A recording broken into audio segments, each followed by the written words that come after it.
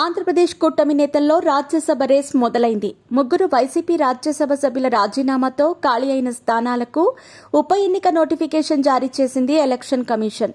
దాంతో కూటమి పార్టీల మధ్య వేడి రాజుకుంది. మరి 3 సీట్లను సమానంగా ముగ్గురు పంచుకుంటారా లేక లెక్కల ప్రకారం ముందుకెళ్తారా? అసలు రాజ్యసభ రేస్లో ఎవరున్నారు, ఏ పార్టీ నుంచి ఎవరు సీటు ఆశిస్తున్నారనేది హాట్ టాపిక్ గా మారింది. ఏపీలో రాజ్యసభ రేస్ ఉత్కంఠ రేపుతోంది. రాజ్యసభ సభ్యత్వం కోసం పోటీ పడుతున్నారు కూటమి నేతలు. అయితే 3 స్థానాల్లో ఒకటి టీడీపీకి దాదాపు ఖరారైనట్టు చెబుతున్నారు. మిగతా 2 సీట్లలో ఒకటి జనసేనకు ఇచ్చే అవకాశం ఉందని, 3వ స్థానం కోసం టీడీపీ బీజేపీ మధ్య పోటీ ఉందని అంటున్నారు. ఇక టీడీపీ నుంచి బీద మస్తాన్ రావు, సానా సతీష్, కంబంపాటి రామ్మోహన్ రావు, గల్లా జయదేవ్ పోటీ పడుతున్నట్టు సమాచారం. అలాగే జనసేన నుంచి నాగబాబు, బీజేపీ నుంచి నల్లారి కిరణ్ కుమార్ రెడ్డి రేస్లో ఉన్నట్టు చెబుతున్నారు.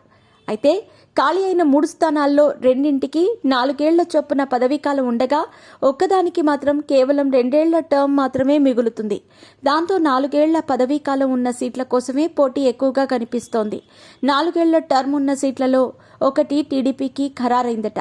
రీసెంట్ గా రాజ్యసభకు రాజీనామా చేసిన బీద మస్తాన్ రావే మళ్లీ ఈ సీటును దక్కించుకోబోతున్నట్టు సమాచారం. 4 ఏళ్ల టర్మ్ ఉన్న 2వ సీటు కోసం విపరీతమైన పోటీ నడుస్తోంది. ఈ సీటును జనసేనకు ఇస్తే మెగా బ్రదర్ నాగబాబుకు అవకాశం ఇవ్వొచ్చని టాక్.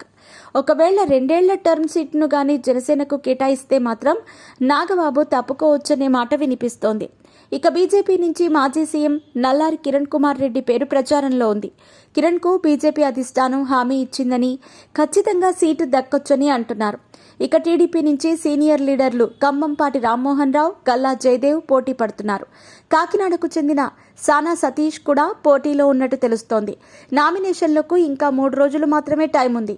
ఈ నెల 30 లోపు నామినేషన్లు దాఖలు చేయాల్సి ఉంది. మరి 3 సీట్లను 3 పార్టీలు సమానంగా పంచుకుంటాయా లేక లెక్క మారుతుందా?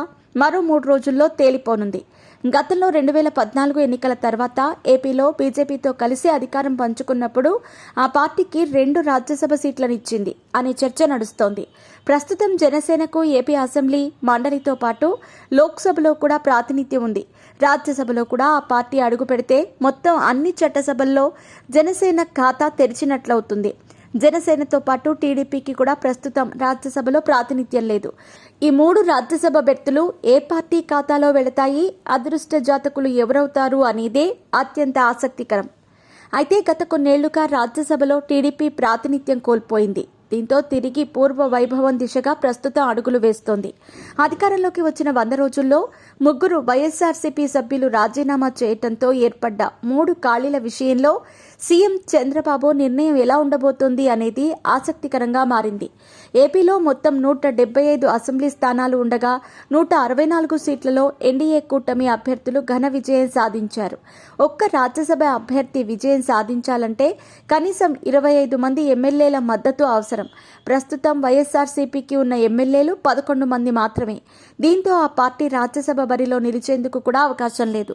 దీంతో మున్ముందు ఖాళీ అయ్యే రాజ్యసభ స్థానాలన్నీ టీడీపీ కూటమికే దక్కనున్నాయి.